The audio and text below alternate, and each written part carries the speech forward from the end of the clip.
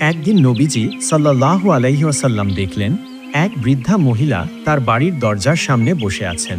তার সামনে কিছু মালপত্র গুছিয়ে রাখা, মুখে চিন্তার ছাপ। তিনি ব্যস্তভাবে এদিক সেদিক তাকাচ্ছিলেন, যেন কোথাও যাওয়ার জন্য প্রস্তুতি নিচ্ছেন। যখন আল্লাহর নবী সাল্লাল্লাহু আলাইহি ওয়াসাল্লাম আল্লাহর বাণী প্রচার করতে শুরু করলেন যে আল্লাহ ছাড়া আর কেউ ইবাদতের যোগ্য নয়, তিনিই সর্বশক্তিমান, আর আমি মুহাম্মদ আল্লাহর রাসূল, তখন মক্কার কুরাইশরা তার বিরুদ্ধে শত্রুতা শুরু করল। কেউ বলতো তিনি একজন জাদুকর, নাউজুবিল্লাহ। কেউ বলতো তিনি একজন কবি, যিনি মিথ্যা কথা দিয়ে সরল মানুষকে ভুল পথে টানছেন। কিন্তু বিশ্বের শ্রেষ্ঠ ধৈর্যশীল নবীজি সাল্লাল্লাহু আলাইহি ওয়াসাল্লাম অসীম ধৈর্য ধরলেন, সমস্ত কষ্ট নীরবে সহ্য করলেন। একটি মুহূর্তের জন্য আল্লাহর পথে ডাকার কাজ থামালেন না। তার দৃঢ় বিশ্বাস আর অটল মনোবল ছিল পাহাড়ের চেয়েও শক্ত। কত মহান ছিলেন তিনি! সেই বৃদ্ধা তার বাড়ির উঠানে বসে এক দীর্ঘশ্বাস ফেলে নিজেই বিড়বিড় করে বলতে লাগলেন, না জানি যদি তার সাথে আমার দেখা হয়ে যায়, যদি সেই জাদুকর আমাকে কথা শুনিয়ে আমার মনও বদলে দেয়। তিনি মনে মনে কল্পনা করলেন সেই মুহাম্মদ সাল্লাল্লাহু আলাইহি ওয়াসাল্লাম নামের মানুষটির কথা, যার সম্পর্কে তিনি এতদিন শুনে এসেছেন। সবাই বলে তিনি মানুষের হৃদয়ে এমন কথা বলেন যা শুনলে কেউ আর তার থেকে মুখ ফিরিয়ে নিতে পারে না। না না, আমি আর এই শহরে থাকতে পারবো না, যত তাড়াতাড়ি সম্ভব এখান থেকে চলে যেতে হবে। ঠিক তখনই রাসূলুল্লাহ সাল্লাল্লাহু আলাইহি ওয়াসাল্লাম পথ দিয়ে যাচ্ছিলেন। বৃদ্ধাকে দেখে একটু থামলেন। তিনি বুঝতে পারলেন বৃদ্ধা কোথাও যাওয়ার প্রস্তুতি নিচ্ছেন, কিন্তু তিনি খুবই দুর্বল।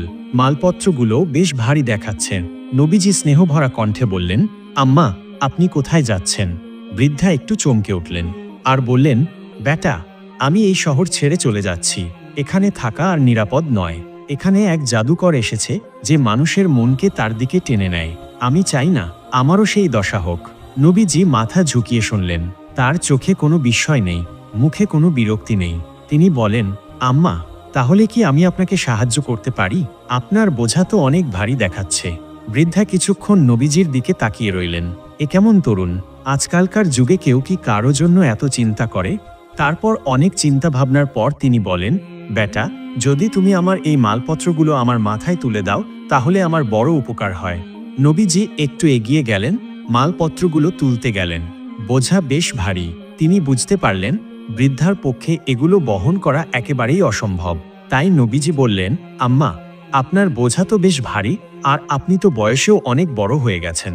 যদি আপনি অনুমতি দেন, তাহলে কি আমি আপনাকে আপনার গন্তব্য পর্যন্ত পৌঁছে দিতে পারি? বৃদ্ধা এবার অবাক হলেন। এই যুবক এত বিনয়ী, এত দয়ালু। তিনি এক মুহূর্ত চুপ করে রইলেন। তারপর গভীর কৃতজ্ঞতায় বললেন, বেটা, এর চেয়ে বড় দয়া আর কি হতে পারে? তখন আল্লাহর রসূল সাল্লাল্লাহু আলাইহি ওয়াসাল্লাম বৃদ্ধার বোঝা নিজের কাঁধে তুলে নিলেন এবং ধীর পায়ে তার সঙ্গে হাঁটতে লাগলেন।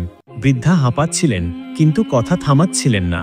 পথ চলতে চলতে নবীজির দিকে তাকিয়ে বললেন, বেটা, আমি তোমাকে একটা কথা বলছি, শোনো। তুমি যদি বুদ্ধিমান হও, তাহলে এই শহর ছেড়ে চলে যাও। এখানে এখন এক ভয়ঙ্কর জাদুকর এসেছে, তার নাম মুহাম্মদ।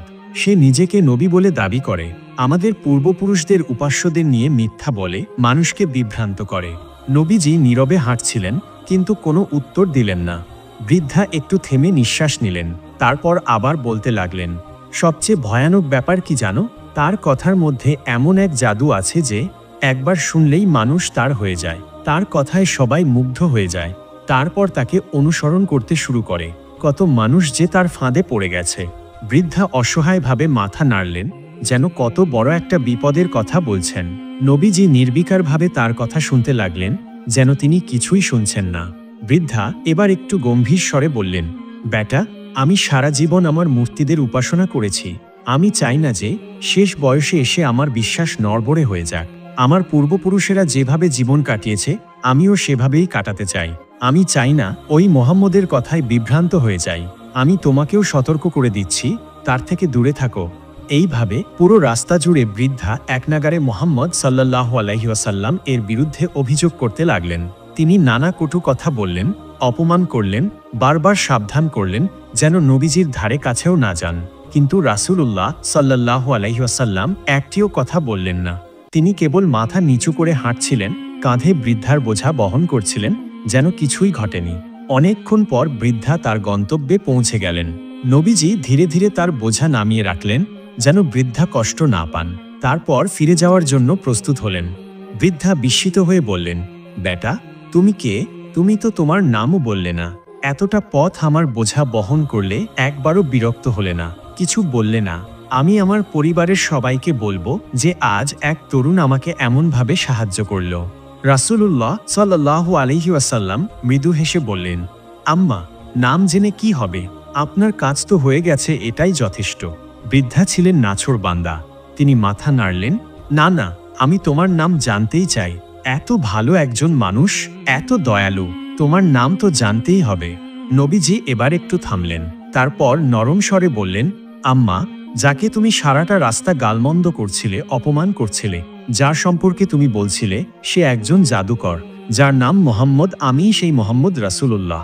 বৃদ্ধা বিস্ময়ে স্তব্ধ হয়ে গেলেন। যেন এক মুহূর্তের জন্য তিনি বিশ্বাসই করতে পারছেন না। গলা শুকিয়ে এলো, ঠোঁট কাঁপতে লাগলো। তিনি একবার নবীজির মুখের দিকে তাকালেন, আবার একবার নিজের কাঁপতে থাকা হাতের দিকে। বৃদ্ধা কাঁপা কণ্ঠে বললেন, তুমি ই মোহাম্মদ? নবীজি সাল্লাল্লাহু আলাইহি ওয়াসাল্লাম নরম হেসে মাথা ঝুঁকিয়ে বললেন, হ্যাঁ আম্মা, আমি ই মোহাম্মদ। বৃদ্ধা এক ধাক্কায় যেন চুপসে গেলেন। তার মনে পড়ে গেল পুরো পথের কথা, কিভাবে তিনি নবীজিকে একের পর এক কটু কথা বলেছেন, কিভাবে তিনি মুহাম্মদ সাল্লাল্লাহু আলাইহি ওয়াসাল্লামকে জাদুকর, মিথ্যাবাদী বলে গালমন্দ করেছেন। অথচ সেই মানুষটি বিন্দুমাত্র প্রতিক্রিয়া না দেখিয়ে তার বোঝা বহন করলেন, বিনা বাক্যে তার কথাগুলো শুনলেন, এমনকি তার গন্তব্য পর্যন্ত পৌঁছে দিলেন। বৃদ্ধার চোখ দিয়ে গরম অশ্রু ঝরতে লাগল।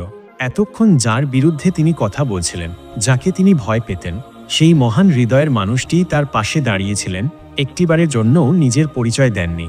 তিনি আর দাঁড়িয়ে থাকতে পারলেন না। কাঁপতে কাঁপতে রাসূলুল্লাহ সাল্লাল্লাহু আলাইহি ওয়াসাল্লামের পায়ের কাছে নত হয়ে বসলেন। হাত দুটি নবীজির পায়ের ওপর রেখে কেঁদে ফেললেন। অশ্রুসিক্ত কণ্ঠে বললেন, আমি সারাটা পথ তোমার সম্পর্কে কটু কথা বলেছি, তোমাকে অপমান করেছি, অথচ তুমি আমার জন্য কিছু বলনি, উল্টো আমার বোঝা কাঁধে তুলে নিয়েছ। আমার কি জানা উচিত ছিল না যে সত্যিকারের মহান ব্যক্তিরাই এমন হয়? নবীজি নম্র কণ্ঠে বললেন, আম্মা, আপনি কিছু জানতেন না, তাই তো বলেছিলেন। আর যে জানে না তাকে যদি ধৈর্য ধরে বোঝানো যায়, তাহলে সে একদিন সত্য উপলব্ধি করবেই। বৃদ্ধার কান্না থামছিল না। তিনি দীর্ঘশ্বাস ফেলে গভীর বেদনায় বললেন, আমি ভুল করেছিলাম। আমি এতদিন মিথ্যা শুনেছি, আমাকে এতদিন ভুল শেখানো হয়েছে। মুহাম্মদ, আমি এখন বুঝতে পারছি তুমি সত্য ও ন্যায় পরায়ণ, তুমি নিশ্চয়ই আল্লাহর প্রেরিত রাসূল। তিনি উঁচু কণ্ঠে বললেন, আমি সাক্ষ্য দিচ্ছি আল্লাহ ছাড়া আর কোনো উপাস্য নেই, এবং আমি সাক্ষ্য দিচ্ছি যে তুমি মুহাম্মদ আল্লাহর রাসূল। এমনি আরেকটি ঘটনা। মক্কার কুরাইশ বংশের এক নামকরা নেতা ছিল আবু লাহাব। তার আসল নাম ছিল আব্দুল উজ্জা, কিন্তু তার মুখ সবসময় লালচে থাকত, যেন আগুনের শিখা জ্বলছে। তাই লোকে তাকে আবু লাহাব, অগ্নিশিখার জনক বলে ডাকত। কিন্তু সে ছিল ইসলামের সবচেয়ে বড় শত্রু। নবীজি সাল্লাল্লাহু আলাইহি ওয়াসাল্লামের আপন চাচা হয়েও প্রথম দিন থেকেই তার দাওয়াতের বিরোধিতা করে আসছিল। যতবার নবীজি ইসলাম প্রচার করতেন, আবু লাহাব ততবার তার পেছনে গিয়ে লোকদের বিভ্রান্ত করত। একদিন নবীজি সাল্লাল্লাহু আলাইহি ওয়াসাল্লাম আল্লাহর নির্দেশে মক্কার বিখ্যাত সফা পাহাড়ে উঠে দাঁড়ালেন। মক্কা এটা ছিল প্রচলিত রীতি, যখন কেউ জরুরি কিছু ঘোষণা করতে চায় তখন এই পাহাড়ে উঠে ডাক দিত। নবীজি সাল্লাল্লাহু আলাইহি ওয়াসাল্লাম সেদিনও জোরে জোরে ডাক দিলেন, হে কুরাইশ গোত্রের লোকেরা, তোমরা সবাই এখানে আসো। এই ডাকে মক্কার লোকেরা দ্রুত জড়ো হয়ে গেল।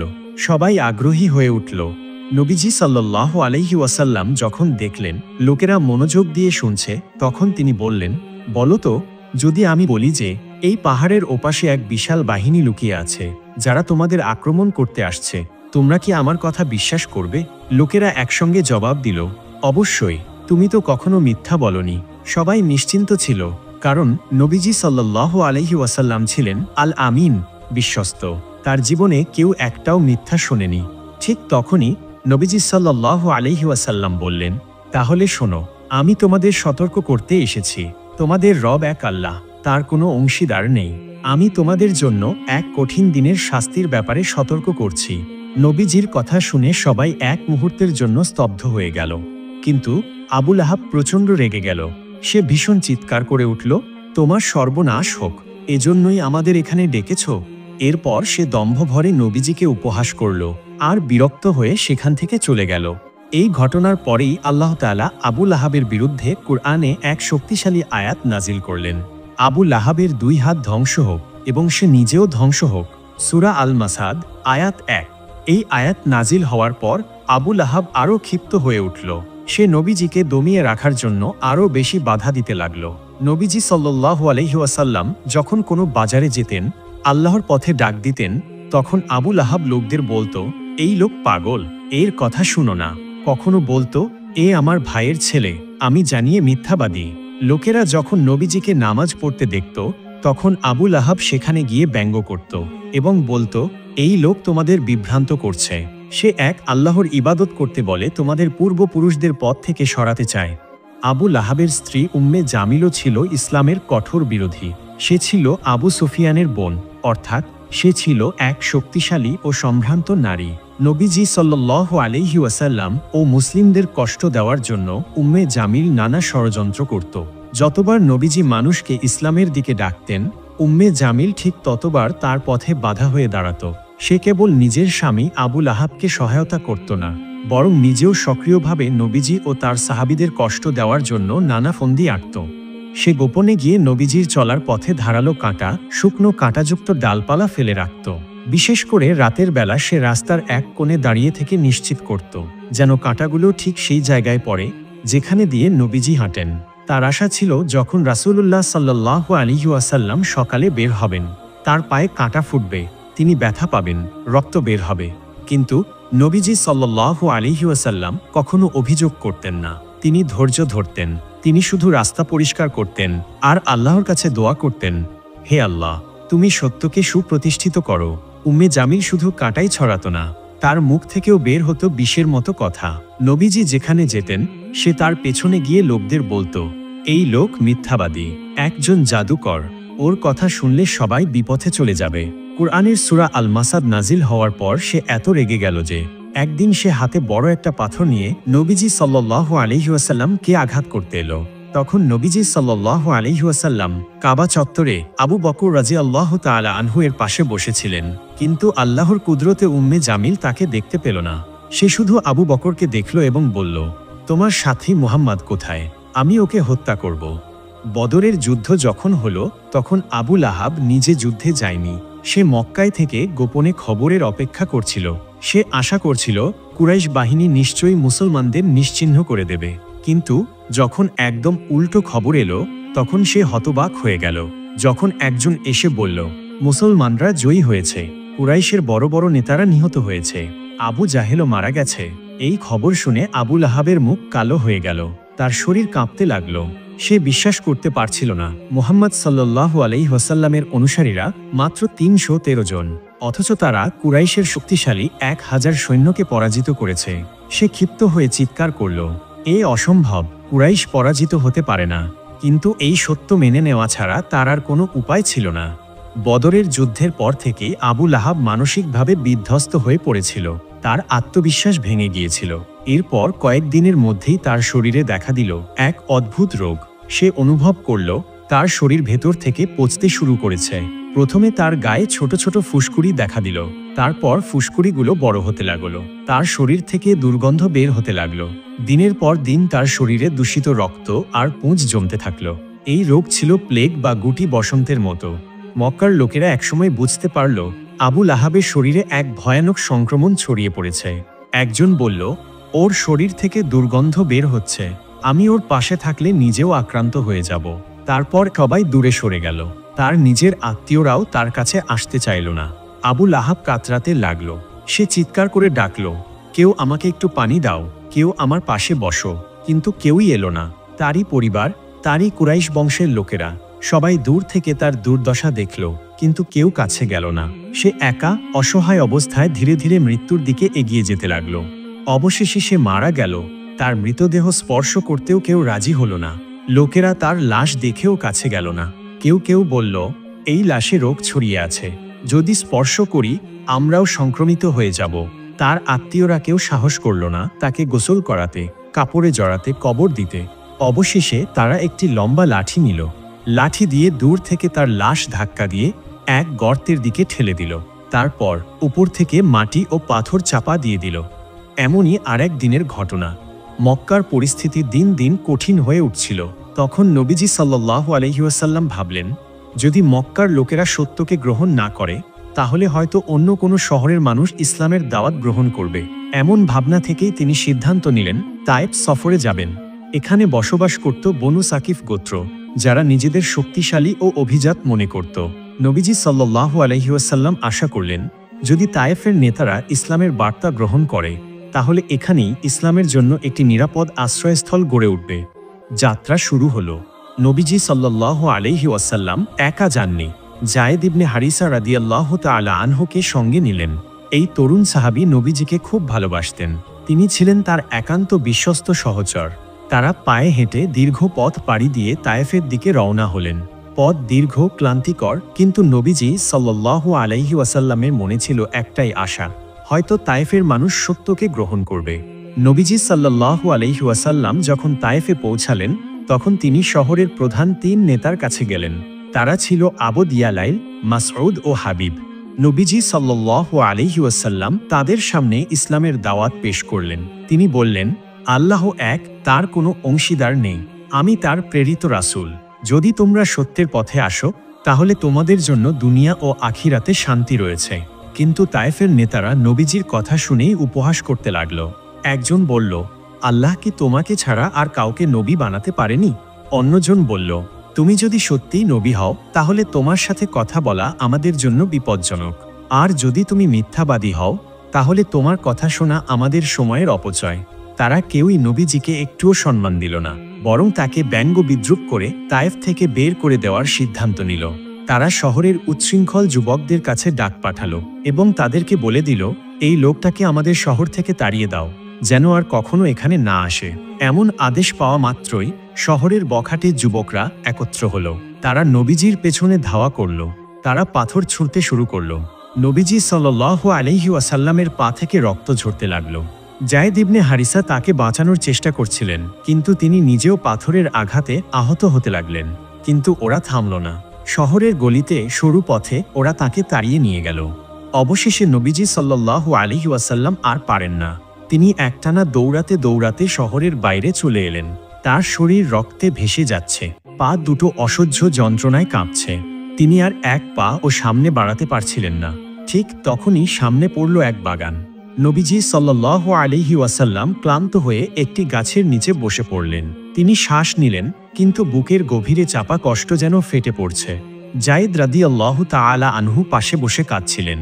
ইয়া রাসূলুল্লাহ, ওরা আপনাকে এত কষ্ট দিল, অথচ আপনি কিছু বললেন না।